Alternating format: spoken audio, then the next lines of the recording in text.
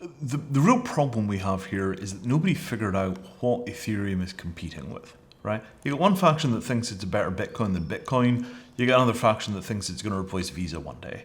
But the thing that I think Ethereum is well suited to is replacing DNS, right? Every asset in the world has an entry on Ethereum or some kind of extremely stable L2 attached to Ethereum, and that's kind of the namespace for global value. And then when you need to figure out who currently owns the namespace, you can kind of move those things around using some other rail, right? Like, you don't need to update the record that indicates a house exists every 20 minutes, but you do need that to be in a single place where everybody can see it and you know exactly where to check and you look there and that's the end of the story. You don't want to have to go and try and figure out which one of 700 L2s the fundamental property title deed is on.